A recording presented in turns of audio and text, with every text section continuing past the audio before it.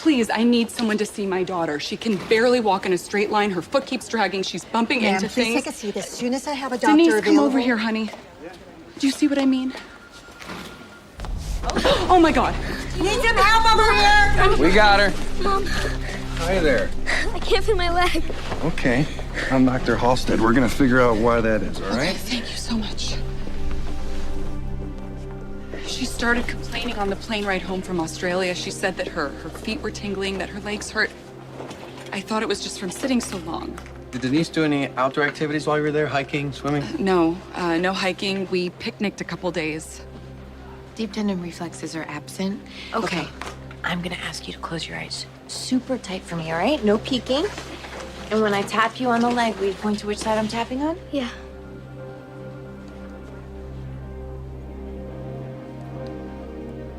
Normal sensation to light touch. All right, can you lift your legs for me now? That's all I can do. Okay. Let's get a CBC, CMP, ESR, UTOX, and a brain and spinal CT and MRI, and do a full body scan for rashes and insect bites, okay? Is she paralyzed? Let's not get ahead of ourselves, okay? While she is showing signs of paralysis, it's most likely temporary. It's probably a nerve compression injury from the long flight. We're gonna run these tests and we'll take it from there. We'll be back soon.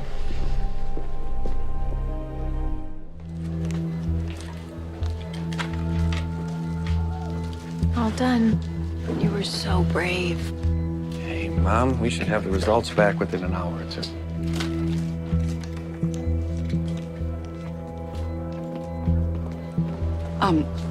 I don't understand. You said her tests were normal, They were. but she's getting worse. She can't move her legs at all anymore. We'll have a much clearer picture once we receive the results back on Denise's cerebral spinals. And we'll ask the lab to put a rush on these, okay? Thank you. Yeah. Of course. Well, you saw that girl's CSF. It was crystal clear. The lab's not going to tell us anything we don't already know. There's obviously not encephalitis, meningitis, Guillain-Barré syndrome. Oh, hold on. Let's not rule out GBS. It fits her clinical presentation almost to a T. I mean, normal blood work, ascending symmetrical paralysis, absent reflexes. Let's just do one more round of labs first. Okay, test for heavy metal poisoning, exotic infection, and if we don't get anything from those, I'm all for treating it as GBS, okay? My daughter, she can't breathe. Okay. Hey, Denise, look at me. Deep breaths for me, okay? In and out. Can you squeeze my hand? Can you lift your arms for me? What's happening? The paralysis is moving up her spine. Kind of a time of day, 50th sex we're intubating.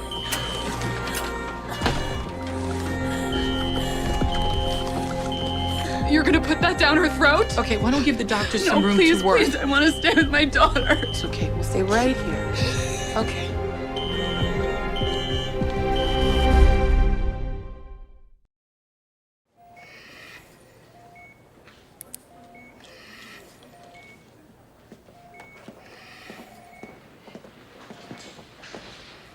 Couldn't do much of a neuro exam with her sedated and intubated, but if I had to guess, I'd say she's paralyzed.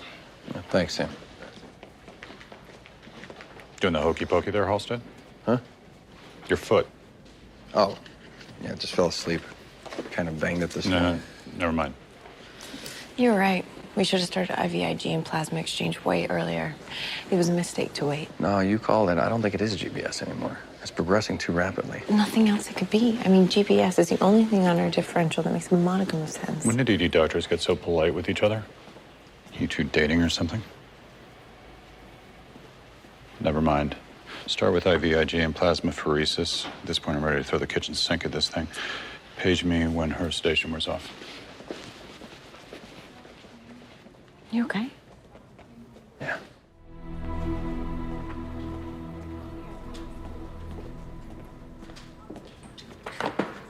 Any improvement? Denise's use functional grade is still at 5. Is she triggering the vent? No, IVIG isn't working. it's way too soon to know that. Give it some time. I think we need to try immunosuppressant. Wait, are you okay? What happened? I don't know. My foot went numb and just gave out. And I can't move my foot.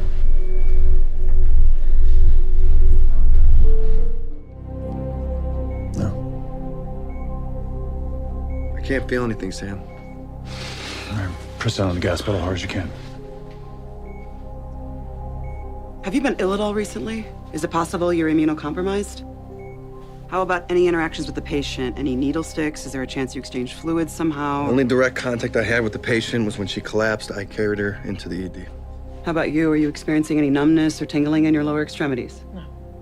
We haven't even established what Denise has yet, let alone if it's contagious. Do you think it's a coincidence, your paralysis? Where are you with your differential? We're operating under the hypothesis that she had Guillain-Barré syndrome. Well, that's obviously a dead end. GBS isn't contagious. I'm gonna get started on an LP. Collect everything you've got thus far on the girl. Every test you gave her, you give him. See if we can find any patterns. Now, Dr. Manning.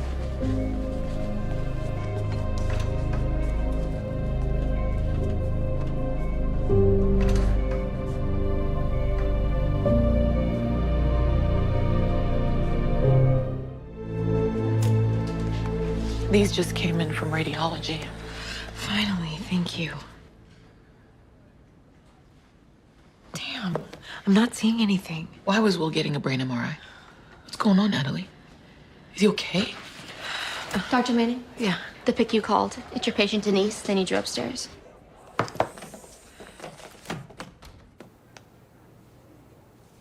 All of a sudden, I saw her leg move, and then she reached out for me. Reflexes are all back to normal. Denise, I'm gonna have you stand for me now, okay? It's great. All right, now I'm gonna have you walk to me, and I'm gonna let go, all right? Okay. Let's go.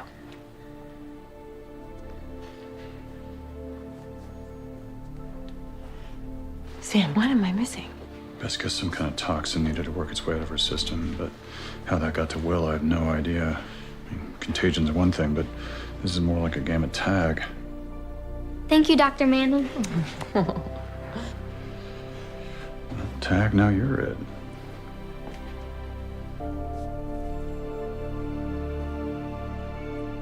Nat, what are you doing? You shouldn't Just be... look at your MRI. You see that bump above your coronal suture? Yeah? First, I thought it was a mole, but... What is it? Ah, there it is. There what is? Nat.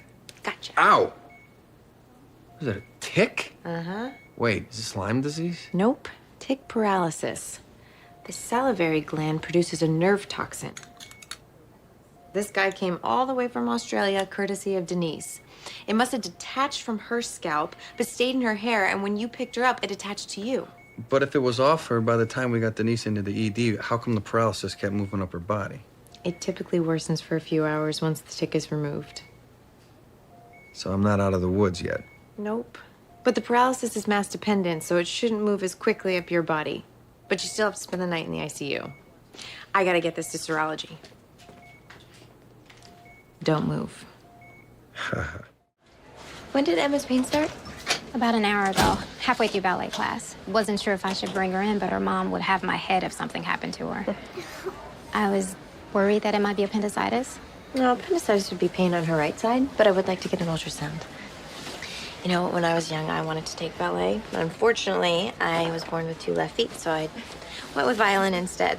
Well, I don't really like dance, but my mommy did ballet when she was young, so she makes me go.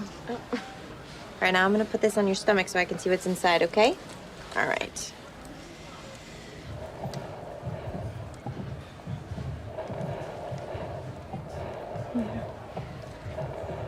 Winnie, can you increase the depth? I can't see her uterus and ovaries. It's already all the way up, Dr. Manning.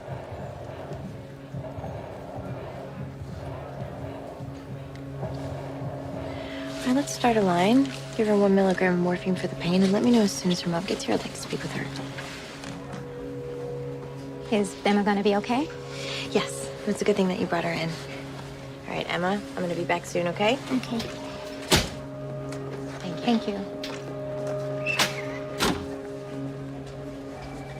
Hey, Dr. Charles, you got a sec? I've got a case I'd like to run by you. What you got? My patient, Emma, 9, she presented with abdominal pain on the left side. So I did a quick bedside scan to check her ovaries. It's actually testicular torsion. Testicular torsion. Yes. The ultrasound showed an absence of uterus and ovaries, but she has undescended testes. Huh. Nothing about this in her chart? No, I doubt the family has any idea. Okay. Page Pediatric Urology. We need to get a plan together. Okay, thank you. I suspect Emma has 17 beta HSD3 deficiency. It's caused by a genetic mutation. Emma's testes aren't able to carry out the final step of testosterone synthesis. So, just to be clear, genetically, she's male. She almost certainly has XY chromosomes, yes. As far as the testicular torsion, what's required? We need to untwist the testis and then fixate it via orchiopexy. So we'll be able to save the testicle? With surgery, yes. Otherwise, it'll die from lack of blood flow in 6, maybe 8 hours tops. Okay, thank you, Dr. Rios. We'll share the news with her mother and get surgical consent. This news could change Emma's whole sense of identity. It is a lot for this family to process. In my experience in situations like this is that the children are often surprisingly open-minded and resilient. I don't understand. How could her doctors have missed this for so long? Why don't we go somewhere more private? Your daughter is in excellent hands, trust me. Here, right this way. So because Emma's genitals are typically female, there was no reason to suspect that she had the condition. If the testicular torsion hadn't caused Emma's pain today, it's very likely she wouldn't have been diagnosed until she reached puberty. What happens during puberty? When Emma turns 12 or 13, the testes will start to make testosterone. She may develop typically male attributes, body and facial hair, an Adam's apple, her voice may deepen. What? No, that can't happen. You have to take them out. The only thing that is medically necessary right now is to alleviate Emma's pain by untwisting the testis. But Emma would have to have another surgery down the line, right? I mean, she'd have to have them taken out. She's a girl. Children with Emma's condition often identify as male after puberty. No, that's not going to happen. I want you to take them out. To perform an irreversible procedure of this nature, we would need to inform Emma and get her assent. Her assent? She's 9. She won't understand, and even if she does, it'll traumatize her. We fully appreciate how completely overwhelming this is right now. Really, we do. But the truth is that the evolving thinking among medical ethicists is that children should be afforded gender autonomy, regardless of their age. You know what? I just want to be with my daughter right now. Of course.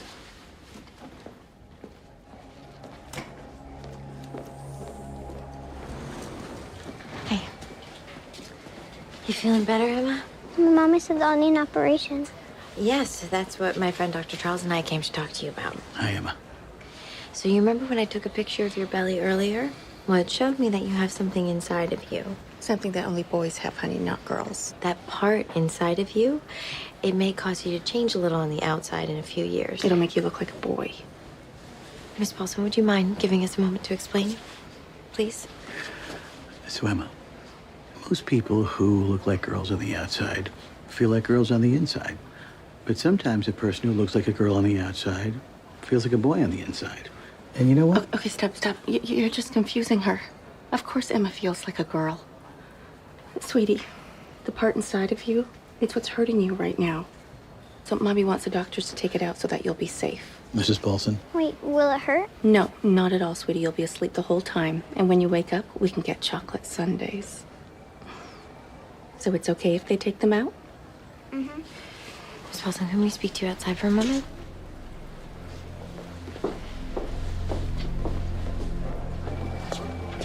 Okay, you heard her.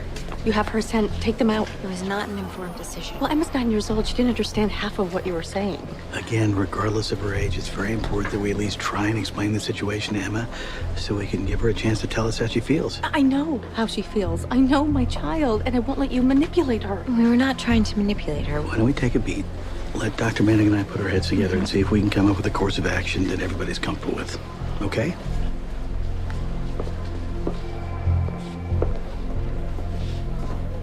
Take it things didn't go well. Emma's mom coerced her into having her testes removed. Yeah, we gotta get Goodwood involved, see if we can convene an emergency ethics panel. We have 3 hours tops until the testicle dies. We better move fast.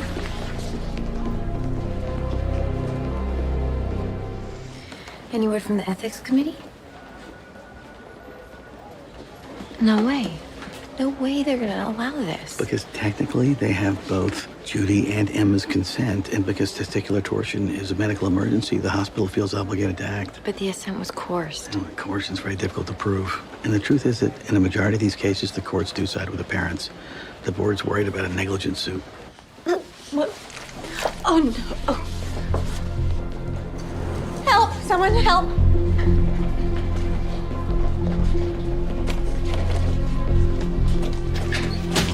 Emma, what's wrong with her? The testicle must be more ischemic, not getting enough blood flow. We can't wait any longer. Prep this patient for surgery now. Mommy, I'm scared. I don't want them to hurt me. No, honey. They won't hurt you, I promise. Judy, I know you love your daughter, and I know you're afraid of what the future might hold, but Emma trusts you. She counts on you. I don't want anything to happen to my little girl. She's all that I have. You're not going to lose her. And no matter what gender Emma identifies with, she's still going to be your child. The same kid who loves chocolate sundaes and hates ballet. She told you? That's the exciting part. Having our kids show us who they are in their own time. Mommy. Mommy. Go check them out. You sure? Yes, I'm sure. I was doing the laundry, and the next thing I know, I started cramping. Are these contractions? I'm only 22 weeks. Okay, let's get a CBC and UA with culture. Is there anyone we should call? My husband's away at a legal conference, but he was having trouble catching a flight out of Buffalo. Is everything okay with my baby? Let's take a look, okay?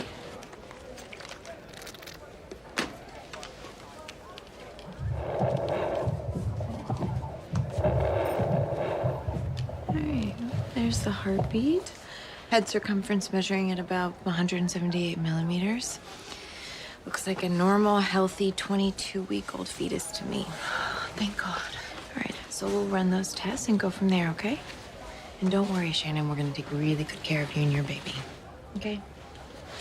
Thank you. Shannon? How are you feeling? All better now. I'm so sorry I wasn't here sooner. I canceled all my meetings, got on my first flight out. How's the baby? Dr. Manning was just explaining. Hi. Well, I think it's just a case of Braxton Hicks contractions, practice contractions. Nothing to be concerned about. However, I would like to just run one more test just to ensure that it's not preterm labor. If that's all clear, then you should be good to go. What a relief. Man, is it me or is it hot in here? Mr. Kim, everything okay? Throat's just a little dry. Is there any way I can get some water? Definitely. Your color is a bit off. Have you had any fever, headaches? I'm probably just worn down from the travel. Well, how about I give you a quick look-see, run a few tests? But Shannon... Oh, go ahead, honey. You do look a little pale. I'll have you back in no time. Honey, I won't be far. Right this way. Thanks. First time dads. You said you travel a lot, so I thought of West Nile virus. I ran a mosquito panel. Good news is you don't have West Nile. Here's the thing. You did test inconclusive for Zika. Really? Zika? How? I'm wondering that myself. I mean, there hasn't been a case of Zika reported north of the Mason-Dixon line. Have you visited anywhere else recently? Maybe somewhere tropical? There have been a few cases reported in South Florida. No, I haven't been to Florida. Okay, well, regardless, the first thing we have to do is test Shannon. Shannon? Why? Well, since Zika can be sexually transmitted, Shannon could contract it, leaving the fetus at risk of developing microcephaly, a devastating birth defect where the baby's brain doesn't form properly. But we haven't had sex in a week. I've been out of town. And you couldn't have gotten Zika in Buffalo. So you must have picked it up before that. It's important we test her. I don't want to scare her needlessly. Besides, I'm feeling much better. Probably just had a touch of the flu. Mr. Kim. I really need to get back to Shannon. I'm sorry, am I missing something here? Okay. I wasn't in Buffalo. I was in Aruba with a lady friend. Look, I'm not concerned with your personal life. I only care about my patient, and in this situation, we have to consider your wife. No, she does not find out about this. I'm not risking my marriage over an inconclusive test. I don't think you understand. Your baby's at risk. Shannon needs to know. Dr. Halstead, they teach you about doctor-patient confidentiality in med school? Because they definitely covered it in law school. I'm your patient too now, and I'm telling you to keep your mouth shut.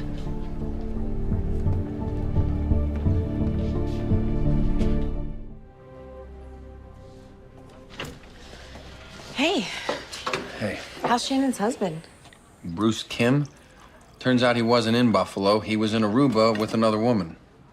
Tested inconclusive for Zika. What? Well, we have to test Shannon. We can't. Not without violating his confidentiality. He refuses to tell her. That's ridiculous. I mean, if he was HIV positive, we could break confidentiality. Doesn't Zika get the same exemption? No. Unfortunately, Zika's so new, there's no legal precedent. But what if they have sex? What if he infects the fetus? I mean, you've seen babies with microcephaly. Natalie, I have spent the last hour trying to find a way around HIPAA. I've got nothing. He'll come after the hospital. And my license, incidentally. So you're just giving up? There's nothing we can do. We can't justify breaking the law over an inconclusive test result. I know what you're thinking. Don't do anything. Let's go. Oh, these flowers are so beautiful.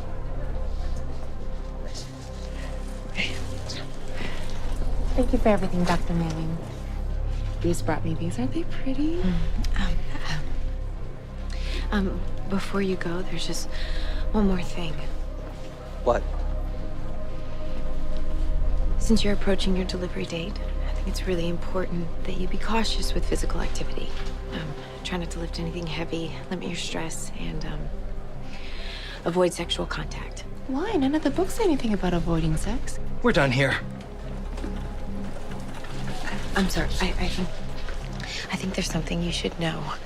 Mr. Kim, this is Dr. Ellen Hart, Epidemic Intelligence Service Officer for the CDC. May I speak to you in private, Mr. Kim? No, you can't. My wife and I are on our way out. I'm sorry, but federal law requires that I speak to you about your test. What's going on? Dr. Hart will fill you in. Why don't we step in here, please?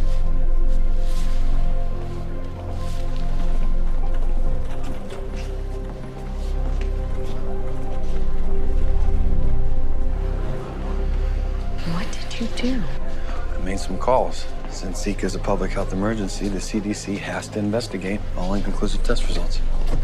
I'm impressed. Natalie, back there, were you gonna... Let's just say it is a good thing you showed up when you did. Stand back.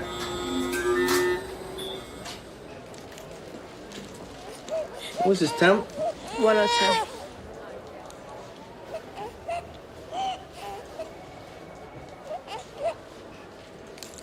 He's junky and wheezy on both sides. Zach's been coughing, gasping. It's terrible. Bibasilar infiltrates. What does that mean? Most likely pneumonia. April, let's start vancomycin, 40 milligrams per kilogram, and we'll get him admitted to the PICU. Oh, God. Don't worry. We've got great pediatricians. Now, you can go up with him.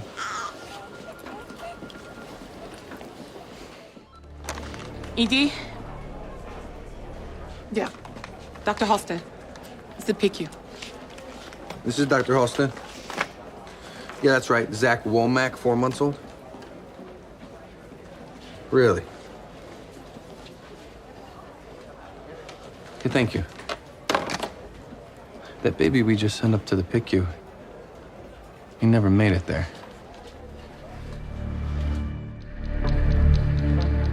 We got off the elevator, a nurse met us, and she said that Zach needed some sort of test. A scan. She said he needed a scan. She took him away and she never brought him back. Did you follow up with radiology? No scans were ordered. And the nurse they've described doesn't match anyone on my staff. Has someone kidnapped our baby? We can't be sure about that yet. Oh, no. No.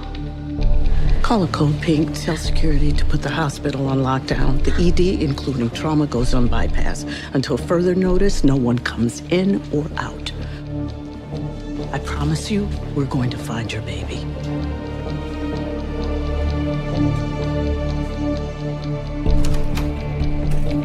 Earl, the hospital's going on lockdown. Get to your post. Yes, sir. This is Code Pink. Code Pink. Copy that, Code Pink. Get that patient in now. Hospital's going on lockdown. We reviewed all the security cam footage. No one left the hospital with the infant. So he and his abductor are still on the premises? We think so. We'd have gotten a ping from the baby's ID bracelet if the abductor had tried to exit with him. Dr. Charles, from your experience, what kind of person do you think we're looking for? In a majority of these cases, the abductor is a woman of childbearing age who is either infertile or has experienced fetal loss. They're distraught and determined one way or the other to have a baby of their own. Then maybe she's not likely to hurt him. Not if wanting a child is what's driving her. But what if that's not what's driving her? What if she's someone who enjoys causing others pain, a person without a conscience? I mean, it's possible, and if someone like that gets backed into a corner, there's no telling how she might react. This person knew where the PICU was. Could very well have been a patient here. I think we should compile a list of women who have experienced birth trauma here in the last 6 months? All right. And I think it's a good idea for you to assign a psychiatrist to each search team, help diffuse any situation where the baby may be at risk. Let's get started. Daniel, we've got to find this baby.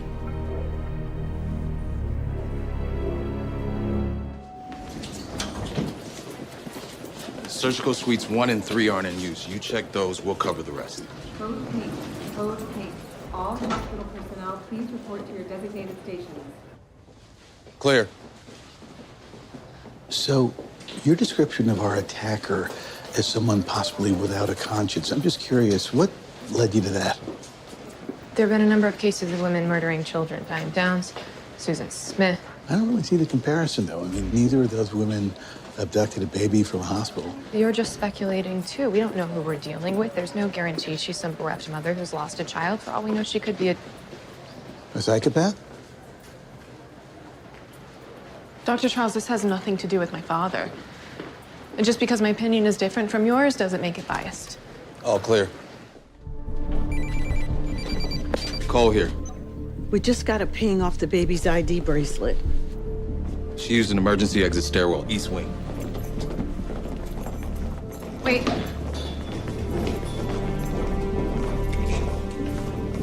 Zachary Womack. They were here? She cut off his bracelet. She knew the signal would bring us here. She's playing a game with us. His IV. He's not getting his antibiotics anymore.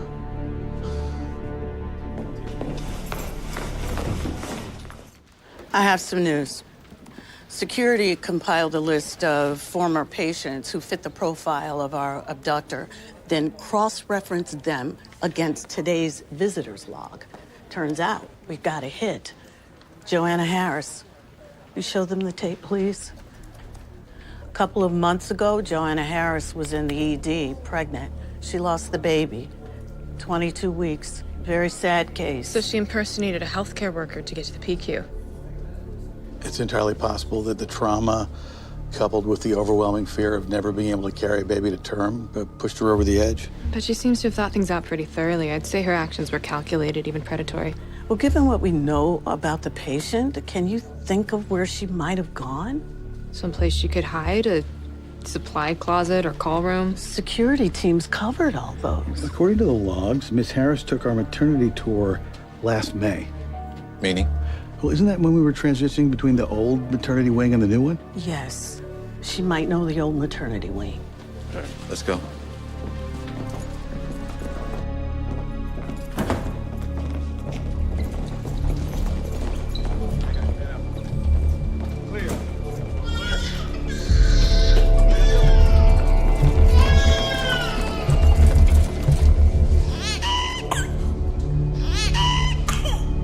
Hi, Joanna.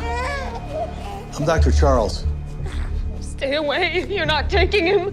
You know, the problem is the baby is very sick. You can't have him. He's mine. And I'm sure you want the best for him, right? He needs medicine, antibiotics, or else he won't get better. The fact is, if the baby doesn't get some treatment soon, there's a chance he could die. No. None of us want that. That's why we're here. We need to get him back to his room so he can get treated.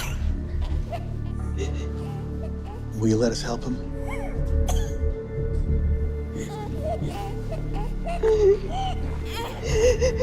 I'm afraid. There's nothing to be afraid of. We understand why you did this. No one is going to punish you. What about them? They just want to make sure that the baby stays safe. Nothing bad is going to happen to you, I promise. Well, the important thing here is that we need to get some treatment for the baby as soon as possible. You mean the baby, Joanna? I can't. You can. You can. Trust me. I'll protect you.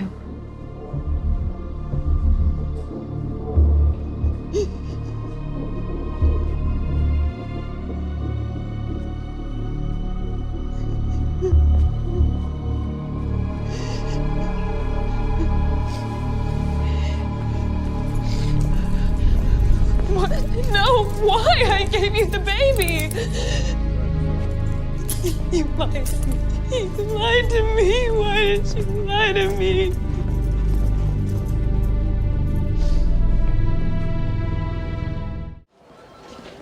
Hey. Hey. Kevin Parks. He's 10 years old. He woke up with 8 out of 10 abdominal pain and a fever of 103. We gave him Tylenol and a cool bath, but nothing's worked. Okay. All right, Kevin, let's get you up on the bed.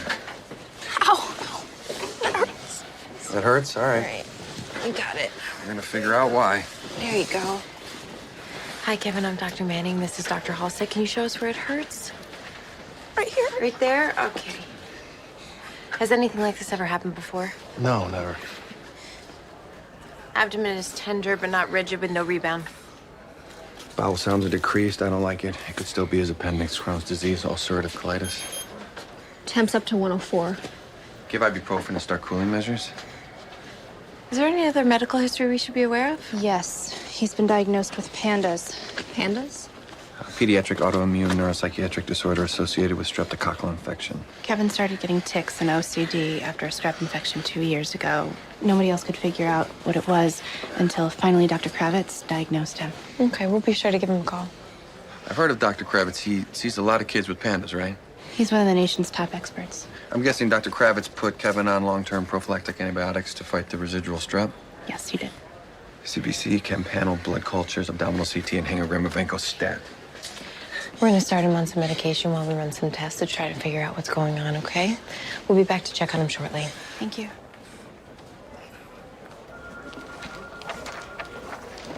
Hey, you've heard of this Dr. Kravitz? He labels every kid's neurological condition as pandas. It's not even an officially recognized diagnosis. Either way, right now, that child is in real pain with a real fever. Right, because he's been on 3 different antibiotics for over 12 months, which we both know has wiped out all the healthy flora in his gut, causing a massive superinfection. And all because his parents shopped around for a doctor willing to blame Kevin's neurologic tics on strep. Instead of admitting, they most likely passed it on to him genetically. Okay, but dismissing them isn't gonna help. They are upset and worried. And what they're doing to try and fix him might wind up killing him. So Kevin's scans indicate toxic megacolon. It's a dangerous intestinal infection caused by an overgrowth of opportunistic bacteria. Which is most likely due to his long-term antibiotic use. So the new medicine you're giving him should fix it? It's not that simple. Kevin's bowel is so inflamed, it's become dangerously dilated. And if it perforates, it's a life-threatening situation, which is why we need to release the pressure from his colon to try and prevent that. We appreciate your help, but we've spoken with Dr. Kravitz, and he wants Kevin transferred over there. Dr. Kravitz says if we treat him incorrectly, it's only going to make Kevin's neurologic symptoms worse. He wants to give him an infusion of IVIG to prevent that. Kevin's tics are the least of his problems right now. We need to focus on treating his infection. We want that too, but Kevin's tics are a big problem. They're odd, and the kids at school are starting to stare at him. We just don't want to do anything to compromise his future. I understand, but... We'll do the IVIG here. Natalie. That would work. Great. We'll get started right away. Thank you so much. Yeah. Why are you indulging them like this? Indulging? You know full well that IVIG will have exactly 0 therapeutic benefit. It's keeping Kevin in the hospital. Why are you being so negative? I'm just being realistic. The more you humor them, the less likely they'll ever be to seek out an actual effective therapy for what is most likely a genetic neurologic condition. So what do you want me to do, Will? Have them sign out and leave? No, you should just give them a placebo, IVIG. If that's what's going to allow us to do our job, then that's exactly what I'm going to do.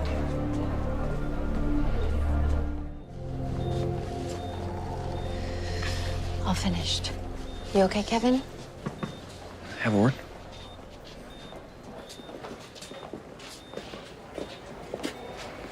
Kevin's latest scans show increasing edema across the wall of his bowel, indicating lack of blood flow. At this point, we need to consider surgical resection. Surgery? Shouldn't we finish the IVIG first to see if it helps? He can keep getting it, but we really need to move him upstairs. We need to call Dr. Kravitz. Mr. and Mrs. Parks, your son is running out of time. My wife works tirelessly to try to fix our son's problems, and if she has any hesitation at all, then we need to listen to her. How about I call Dr. Kravitz and explain the situation to him, okay? Could you do that? Of course. Is there a bathroom nearby? We're done.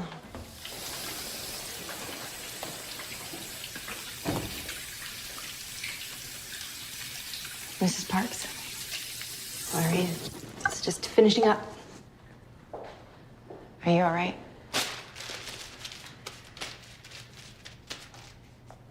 I'm just stressed.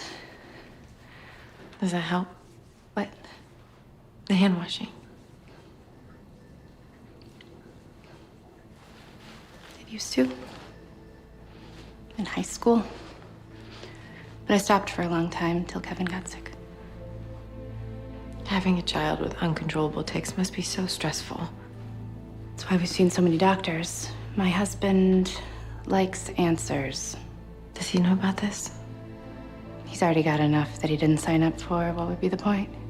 It might help you and Kevin. I don't see how. Kathy, you have OCD, like Kevin, and it's not caused by any bacterial infection. It's genetic. Something a child inherits from the parents. I appreciate your concern, but please, just take care of Kevin's intestines. I'll worry about the rest.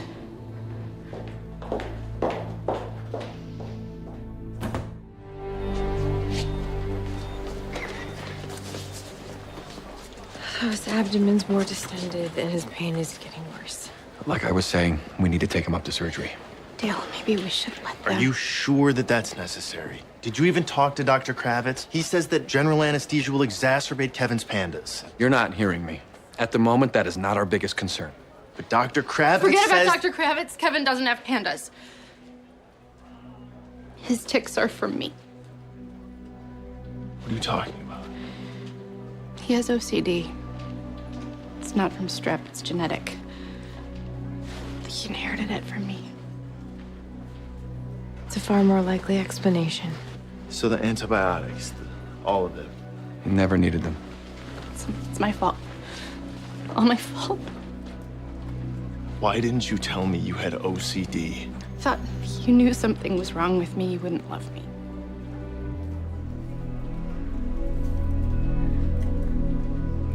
Do the surgery. Dale, wait. We'll get Kevin ready to go upstairs.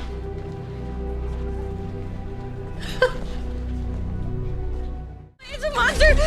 Kill it! Baby's temp is 94. I need more blankets. First ad's in. I start an IV, get 2 units of Oneg on the rapid transfuser, start the MTP. Vitals at 86. Turn the O2 up to 10 liters. I got the placenta. Heart rate's down. Pressure stable. Baby's starting to pink up. Hey, listen to me. You just had a baby. That's your baby. Baby? Call Child and Family Services. No way she's taking this baby home.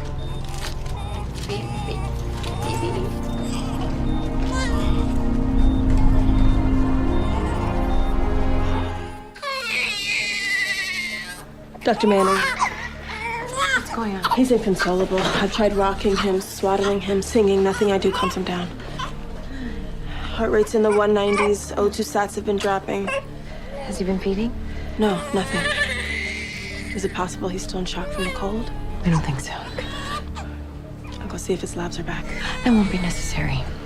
He's addicted to heroin. And he's going through withdrawal.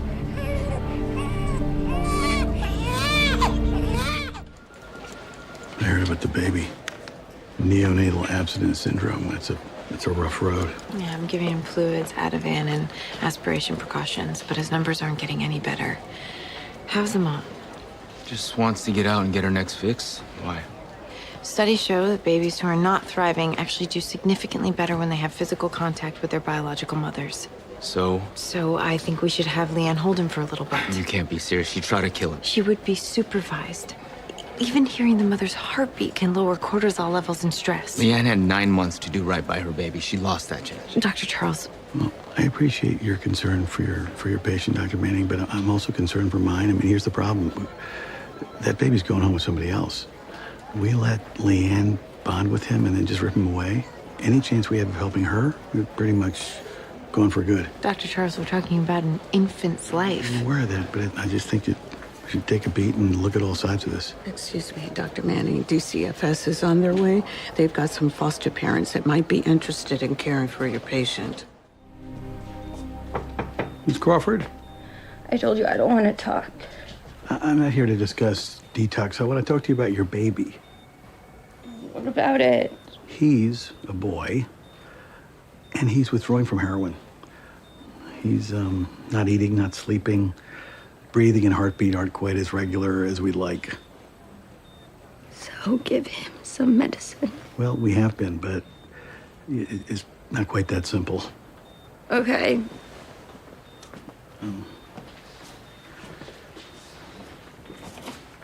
So? Leon, adults have years to develop the coping mechanisms that help us get through life's trouble spots. A newborn doesn't have any. For him, his mother is the only thing in the world that makes him feel safe. Being held by her, feeling her skin. You want me to hold him? Well, it might be the best medicine we've got.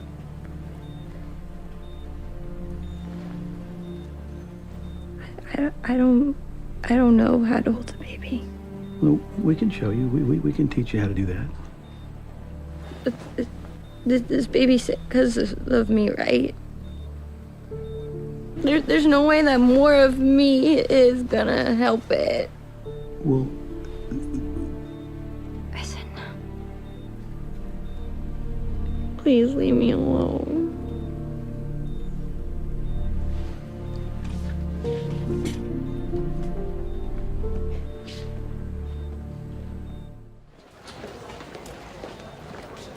How are you feeling? Fine.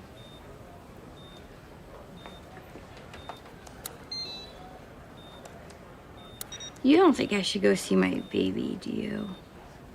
That's up to you. They say he's sick.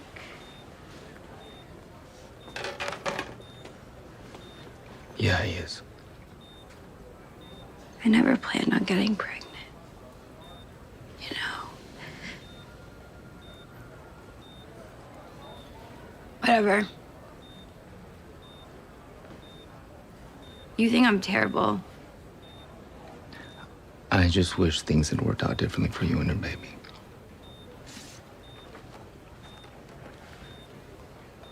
Yeah.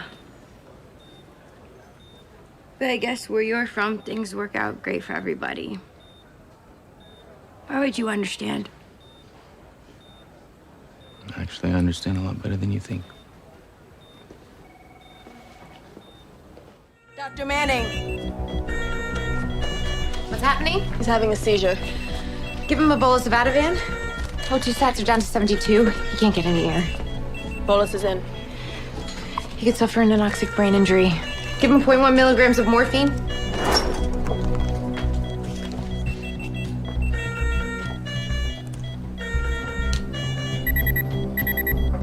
Sats down to 67. He can't go much longer. Give him another 0.1.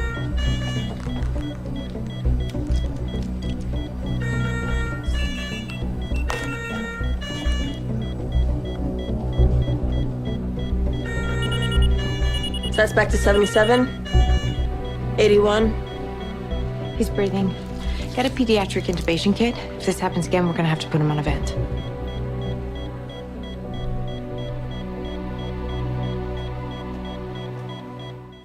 And he's gonna die. He could. Yeah, And you really think that having me hold him is gonna help? I know it's a lot to ask, and I just wouldn't be doing it if the situation wasn't so dire. But you're his mother, and the baby needs you. And if there's any chance at all that you're holding him might help him get better, you think we should try? This is my fault. I did this to him.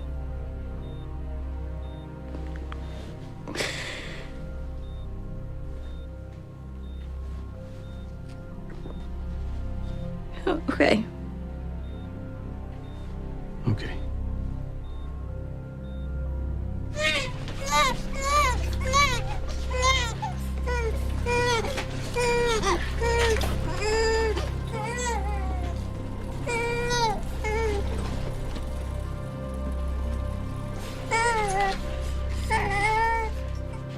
small. Go ahead.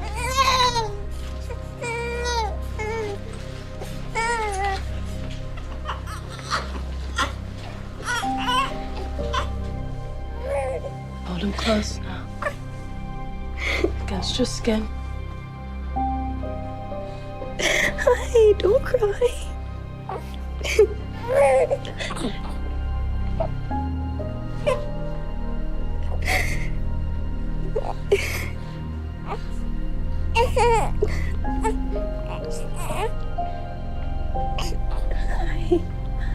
Yeah. Right there. Oh, excuse me. Can I just have a quick word with Miss Crawford first? Okay. Hey. Oh, wow. He looks great. A lot better, huh? He is great. So, they have finally made some room for him in the intensive care unit. So we're gonna take him up there now. Okay. Oh, do I carry him up or do we take him up in the warmer? Well, actually, Leanne, there's a foster couple up there who's gonna be looking after him from here on out.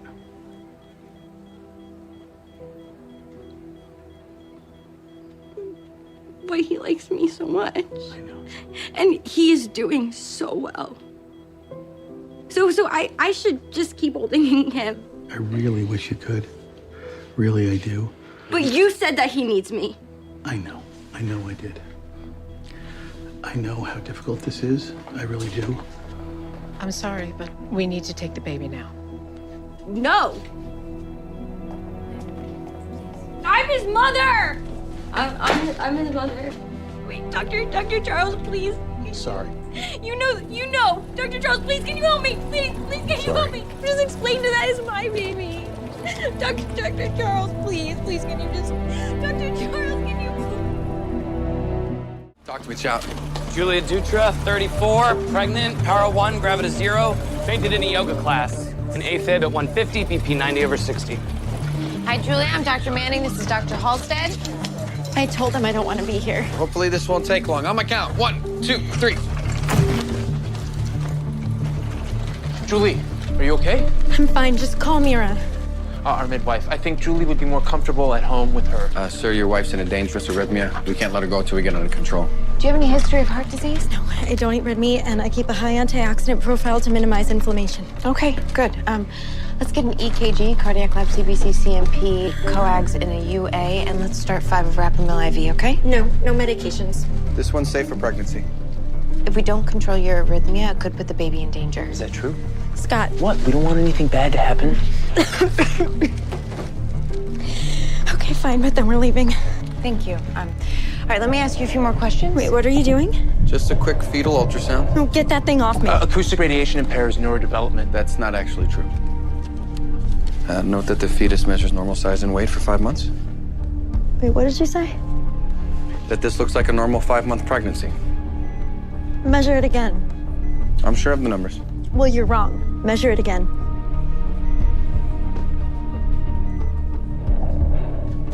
See?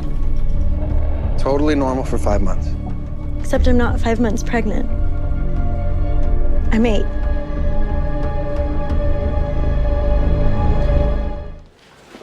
Julie's labs. Anemia, vitamin deficiencies, all the signs of early kidney failure. And no family history of troubled pregnancies or genetic conditions. Maybe a malabsorption syndrome? Miss Dutra, have you ever had any gastrointestinal issues, Crohn's, ulcerative colitis? I used to have leaky gut. At first, we thought it was just lactose, but of course, it was more complicated than that. Okay. I see. And were you seeing someone for this? My nutritionist, she got me off lecithin and phytic acid. It helped some, but then once I got pregnant, I had to give up all GMOs and anything that wasn't locally sourced, too. So what do you eat? Certain strains of Swiss chard, broccoli. Sometimes I'll have a cup of Itsuki beans. But she supplements a lot. Selenium, coenzyme Q. You eat 3 meals a day? More? Less? I do portion control to manage the baby's glucose. 700 to 800 calories a day. Why? We suspect the difficulties with this pregnancy are being caused by your diet. That can't be. I only eat organic. But you're not getting enough protein or iron. And we're seeing the effects it's having on your baby. We need to start aggressive IV nutrition to help it grow as much as possible before you deliver. If we admit you to obstetrics now, I understand that you don't want to be here, but at this point, you're not giving me IV food. Your baby is severely malnourished. No, my baby is getting healthy farm-to-table nutrients. You're not going to pump him full of toxins and chemicals. Miss Dutra. I said no.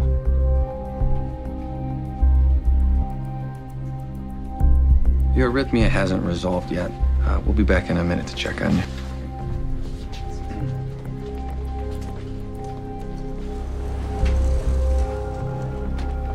She's starving that baby to death. We need to talk to Goodwin.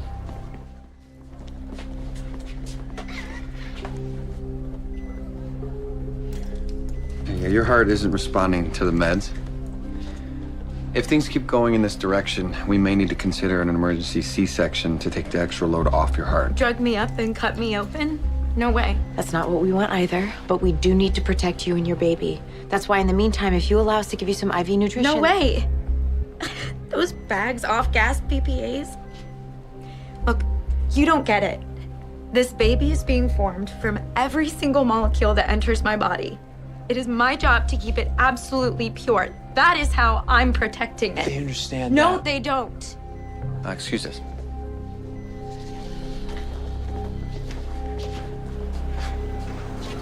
Please tell me you have some good news. I'm afraid not. The committee ruled that we can't intervene against her wishes, not even for the sake of the baby. So that's it. We just have to watch as she lets the baby die. If that's what she chooses to do. But that's not what she wants. She wants to help her baby. She's just confused about how to do it. I'm sorry. Our hands are tied.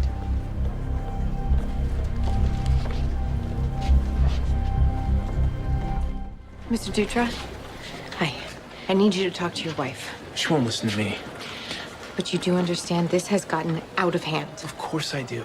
I mean, all she thinks about is how uric acid and compromised soil are infecting everything we eat. What do I say to that? How did you handle it in the past? Wasn't this bad before. I mean, she's always struggled with anxiety and control issues. But when she got pregnant, it's like she turned the dial straight to 11. Nothing's pure enough anymore. Everything looks like baby poison. But there has to be something you can say to get her to let us help. I am so scared my wife and my baby are gonna die. Can't you do something? What the hell are you trying to do to me? Please, Miss Dutra, let me I told you no food! Just 1 second. What's going I on? need you to calm down, okay? She put my IV behind my back. Miss Dutra, wait. Glucose, amino acids. You did this? First Miss place. Dutra? Miss Dutra, please. Dutra, just relax. Miss Dutra, we need to get you back into bed. Get her away from me! Get her away from me! I need some help here. All right, easy. Relax, I have her. Just get her back up.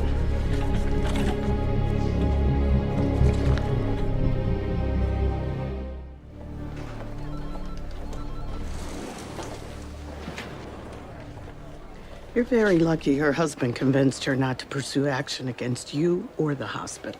Miss Goodwin, I'm sorry. I expect better from you, Dr. Manning.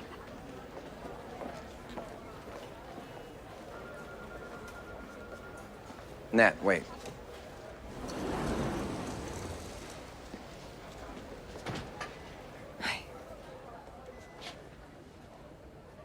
I'm sorry.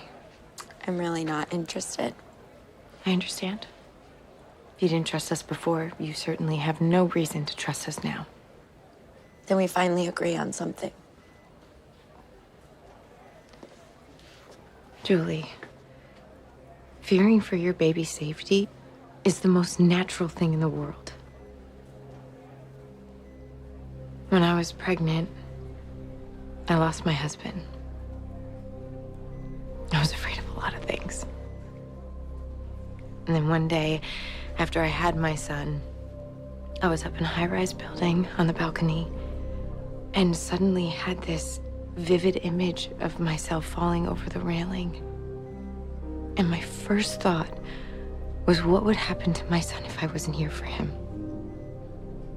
And the craziest part is my favorite thing in the world had always been Ferris wheels and roller coasters and being up in the air. But from that day on, I had this totally irrational fear of heights. It is really scary being solely responsible for that tiny, defenseless person inside of you. But you are letting your fear win. And it's gonna end badly. Anyway, I am sorry.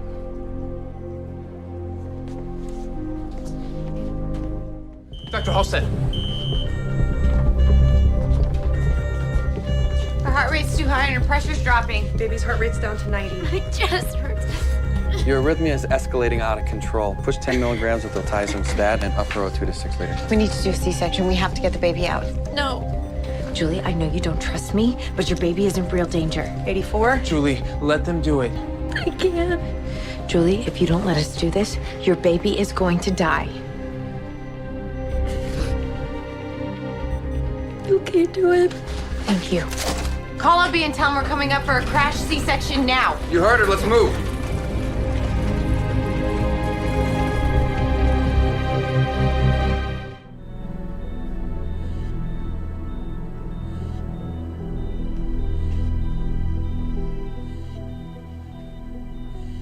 How are you feeling? I'm okay. What are they putting in him? Proteins, carbohydrates, fats. He needs them to grow.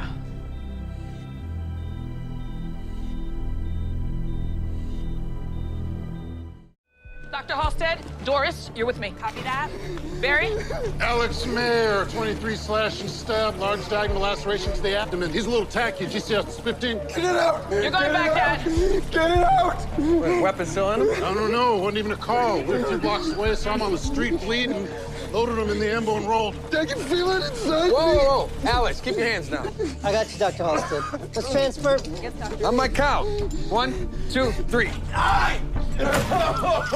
2 per set to calm him down. Thank you, boys. How's that per set coming? On it, doctor. Gaping diagonal incision in the right upper quad. Evidence of evisceration? No, I can see the base. Abdomen is still intact. Just a flesh wound. Really clean, though. Wash it out and stitch it up. Irrigation? Sir, you're a lucky man. Whoever knifed you didn't do any serious damage. Look at this. Betadine smeared all over the abdomen. The skin was prepped before the cut. I'm telling you, that incision is precise. Back alley surgery gone wrong? Alex, what happened? I was desperate. Dr. Halstead, his hand under the blood. More betadine. So he doused his own hands. Alex, did you cut into yourself? I had to get it out. Get what out? The person living inside me.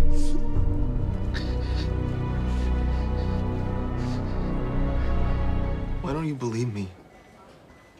I'm not crazy. Something lives inside of me right here. I hear you. I understand. To get it out! I feel it all the time. Alex, we're gonna help you. I promise. Sedative? No, wait. I'm sorry. I'm telling you the truth. I can feel it inside of me. Please.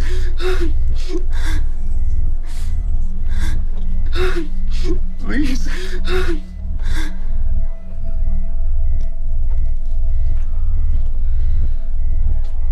What'd you give him? 5 of Versed. 2 probably would have sufficed. He put hands on you. I was being cautious. So what are you thinking? Schizophrenia. You know, that was my initial thought, but now I'm not so sure. Seriously? That's paranoia that there's something living inside him, and his attempt to remove it is literally a textbook definition of a somatic delusional disorder. I'm stuck on the level of premeditation. You know, sterilization with betadine, the clean incision, doing it near a hospital, all that kind of forethought. It's just not consistent with schizophrenic psychosis. So he's a germaphobe with a steady hand. It doesn't mean he's not schizophrenic. Could be true, too. So, start him on antipsychotics and reassess when his mind's clear? I'm just not there yet. My gut tells me it's chemical, like maybe a methamphetamine overdose. Before we go any further, let's run a tox screen, see if he's just high.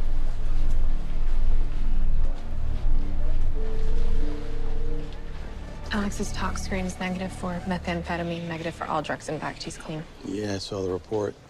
So now can we start him on a course of antipsychotics? I'm just still not convinced it's schizophrenia. How? He's presented with more than enough evidence of a thought disorder to warrant the diagnosis. Yeah, even so before today, I mean, his medical record is clean. The history doesn't track with schizophrenia. Or meth addiction. He doesn't fit the profile of a user either. Yeah, just because he's clean today doesn't mean he's free of the drug. So that's what the fan is for? White noise? Dr. Charles, really? Yes, really. White noise has been proven to trigger auditory hallucinations in meth users. How long have you been waiting for something to happen? 7 or 8 minutes, How long does it usually take? 2 or 3. Probably not meth. Go ahead, start antipsychotics. 2 of Haldol. Dr. Charles? Oh my God. Alex, get his hand, get his hand! I need a gun. Come to his ear. Oh Help! I need some help in here! What happened? He used a pen to pop the stitches and chisel through his abdominal wall. Clearly. All right, no time to repack. Got to scoop and move. Saline? Okay, call OR. Tell them we're coming immediately.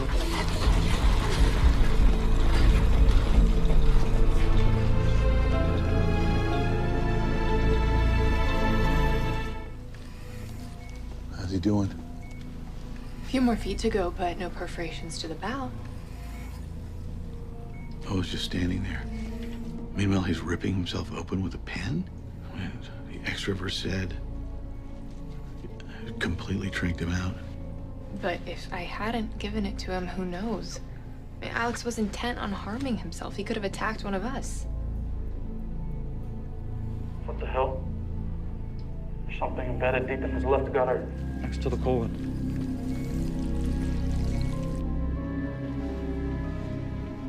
What is it? I have no idea. Wow.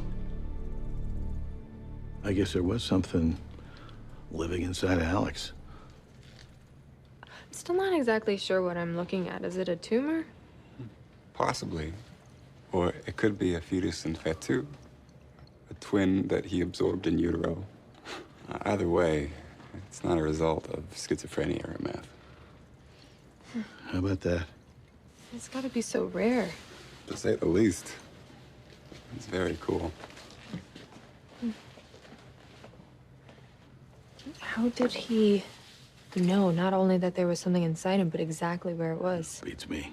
I mean, after all the advances we made, splicing the genome, reprogramming viruses, mapping the brain, in this case, you know, just completely trumped by human instinct.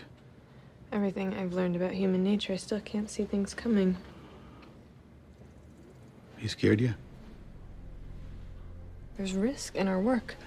I guess I realized a long time ago you choose to see the threat or the opportunity.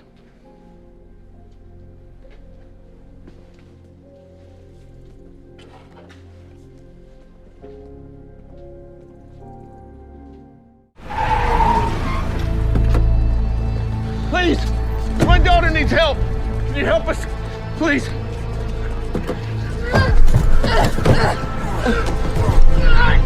I don't know what's wrong with her. I'm not gonna hurt you, okay? Take it easy. I'm not gonna hurt you.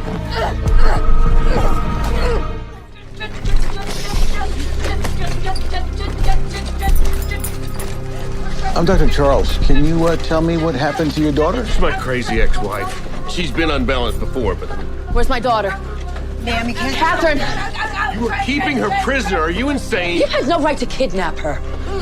My daughter needs to be discharged immediately. I'm afraid we can't do that. It's nothing you can help her with. I need to get her home now. You're torturing her. No, I am not the one who is harming her. Who is? Who is harming her? The demon we've been trying to exorcise. The mom breath! Mom breath! You see, my daughter is possessed. She's possessed. So, Miss Campbell, when did your daughter start having these symptoms? About 9 months ago. And was she experiencing any emotional stress at the time? I'm sorry, why are you speaking to her as if she's a rational person? First, please. No. She had just made partner at her firm, was seeing a nice guy. Then out of nowhere, she began acting strangely. She couldn't leave the house, couldn't work, she couldn't take care of herself, and so I brought her home. There are a couple of tests that I'd like to run. There's no point. I have taken her to countless doctors, psychiatrists. They have run all the tests. No one can figure out what is wrong with her. So exorcism is the answer.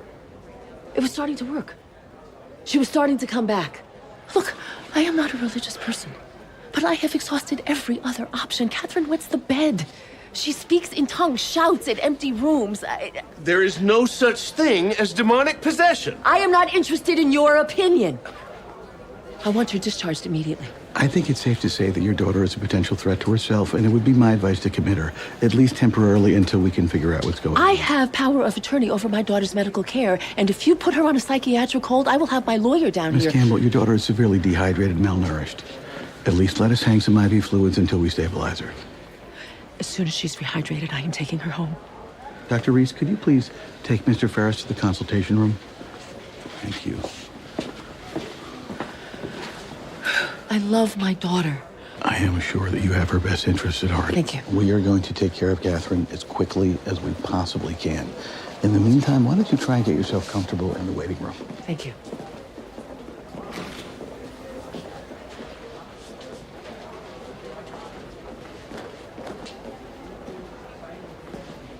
What are you thinking? Well, the mom seems kind of rational. Last possession case I read about, the underlying issue was actually neurological. I think maybe we could sneak her in for a quick MRI, see if we can cross that off the list. Yeah, I'll let radiology know she's coming. Okay. It's very often emotional distress that triggers this kind of disassociative state. What kind of emotional distress? We were hoping you could tell us. To be honest, we'd just begun to reestablish a relationship. I hadn't seen Kat much after I split with her mother 22 years ago. Why not? Well, it was a pretty ugly divorce. I mean, you've seen how unstable my ex-wife is. After we split, she poisoned my relationship with Kat. And that's really my biggest regret, is that I let Samantha push me out of my daughter's life. But once I reconnected with Kat, I swore to her that I would never let that happen again. And when was that, you two reconnecting? About a year ago, I reached out to her. And what prompted that? I had a heart attack, and it nearly killed me. And I swore that I needed to make up for lost time. So I would fly in once in a while, we'd go out to dinner, and then she moves back in with my ex-wife, and then stops returning my calls, and then I get worried. And so I fly out here to see what's going on, and now it's all this.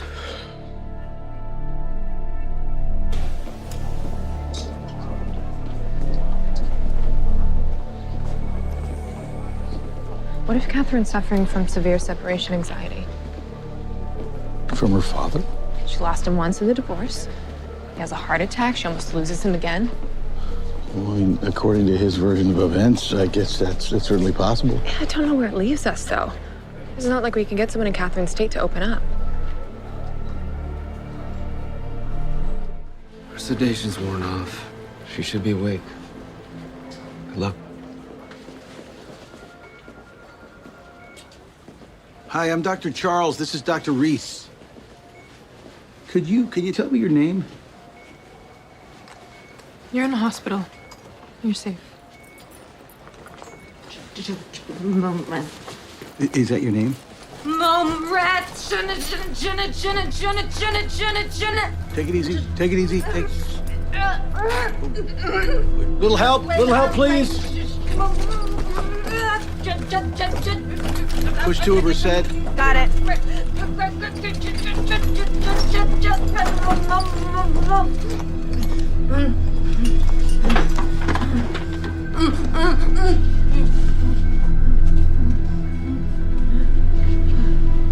It's just gibberish.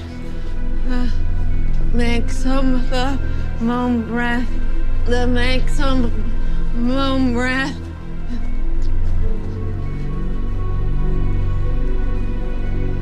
Not so sure about that. So, believe it or not, there is, in fact, the case to be made that your daughter is possessed. What? Not by a malevolent demon, but, well, by her 6-year-old self. 6-year-old self? What do you mean? We suspect that this could be the result of a trauma she experienced when she was a little girl. I don't understand. It's called dissociative repression. Disagreeable memories or personality fragments are split off and then pushed down into the subconscious. Yeah, in your daughter's case, this fragment has resurfaced and perhaps hijacked her entire persona. How could you possibly know that's what's going on? Well, aside from the bedwetting and the tantrums, the biggest clue is her language. It took me a while to realize this is not all gibberish. It's Lewis Carroll. It's a poem called Jabberwocky from Through the Looking Glass. Do either of you remember reading this to her when she was a child? I didn't. No, I don't think so. No? Wait. You did. When she was little, I remember.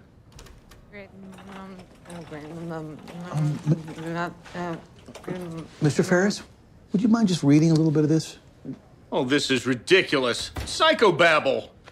Look, my daughter's very ill. She's not a child. She's a demented adult. Just humor me, please. No, we need to take her to a real expert and not this quack. Just read the damn book, Jerome. No, I'm not going to do it. It's ridiculous.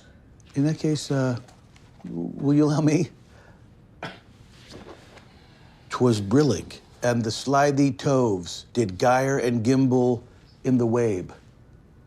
All mimsy were the borogroves, and the momraths outgrabe. No. Stop it, you're upsetting her.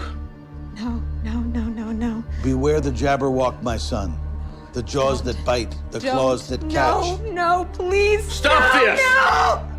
Please, don't! Oh, my God. Oh, my God. I remember she'd be crying. She'd say it was the monster from the book, and I thought it was all in her head, but it was you. Now see what you've done. I told you that she's unstable. Oh, I always suspected you, but I didn't want to believe it. I couldn't believe it. You're insane. You touched her? Oh. You did things to her? I've heard enough of this. God. I'm not listening to this anymore. Oh, my poor baby.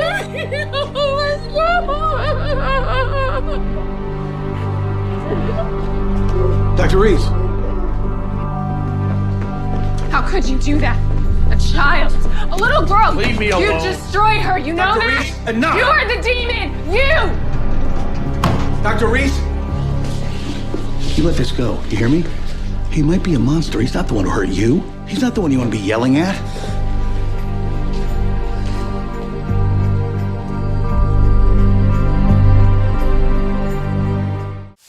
So when did your back start bothering you? Oh, it's been killing me since last night. Listen, I probably overdid it in my spin class. I've been working on my stamina. We're off to Italy tonight. Bike trip through Tuscany. Our 30th anniversary. Congratulations. Thanks. So let me know if you feel anything tender. Okay. Okay? The spinning, is that a new activity to prep for the trip? Yeah. And also, I've been trying to lose the 20-ish pounds I gained over the winter. Obviously, it's not working. But muscle weighs more than fat, isn't that right? Don't answer that. Are you on any medications, Mrs. Davis? Yeah, I'm on hormone replacement therapy. I'm at high risk for osteoporosis, so I started the hormones after menopause. Okay. No midline abnormalities? Okay. You have any burning with urination? No. Although lately it does seem like I have to go every 10 minutes. My granddaughter just got out of diapers. I guess I'm on my way into them. Well, looks like it's just a muscle strain. Really? Yeah, 10 of Flexeril and 800 of ibuprofen. And I'll check back in an hour, see how you're feeling. Thanks. Okay. Muscle strain. Ah! So the Zofran hasn't helped at all. No, and the cramps are unbearable. So is her gas. Hey! No fever, vitals are normal. All right, let's hang another liter of normal saline and order CBC, CMP, amylase, and lipase levels. Okay? This might be a stomach bug, possibly kidney stones, okay? I'm gonna press on your stomach. Oh, wait! I need a bathroom. Okay. Oh, okay. I need a bathroom right now. Come on, honey. Okay, hold on a second. We'll get you there. Ah! Oh! What? Whoa. Sorry. That's okay. Honey, let's get you back into bed. Oh, my God. No. I still need to go! Okay, I'm gonna have really bad! Wait, no. That's not urine. Okay, let's get you right back into bed. Come on. What's going on? What's happening? What's going on? Ow! Shoot! Ah! What are you doing? What's going on? Yikes! What is going Really? on? Are you? Whoa! Oh. Okay, Miss Davis. Yeah. You're gonna want to push, but don't. Oh, wait, no. This is not possible. Oh, what is going on? Your wife is pregnant and in labor. No, that can't be true. I'm 55. I've been through menopause. I know this might be a shock, but this is happening. I am positive. Page OB. I'll be right back, okay? Oh my God! Oh my. Yeah! Oh, this can't be real. This can't be real. What the hell is OB? It's for 5 minutes. We can't wait. The baby's crowning. What? Tessa. Yeah. On 3. Really big push, okay? All right. 1, 2, 3. Yeah, good. When did we go to Mark and Patty's cabin? What? Was that 4th of July? What are you talking about? Just trying to figure out when this happened. Oh, God, Greg, how does that matter now? Mr. Davis, can you please help the nurse hold your wife's leg down? Thank you. Yeah. Okay. Tessa, look at me. Look at me, Tessa. Okay, Tessa. One more push, all right? You can do it. You can do it. Yeah. You can do it. Ready? Yeah. Go. You're doing great. You're almost there. Okay. This is crazy. Okay. It's a girl. Congratulations. Congratulations to you both. Goodness. Oh, my gosh. Okay. No, right. I understand. Okay, bye. I canceled our trip. They asked if I wanted to rebook for a later date. I said sure in about 18 years. What's that saying? When we plan, God laughs. Speaking of planning, we need diapers and a crib and a car seat and bottles and onesies and did I say diapers? You did. I ate sushi. I had the occasional glass of wine. I am happy to report that you have a completely healthy baby girl. Really? Oh, Amazing. yes. Hello. Oh, God. Oh, holy cow, you weren't kidding. This is our son, Martin, and our daughter-in-law, Amy. And Haley, come here and meet your, aunt. How about that, huh? We'll give you all some time.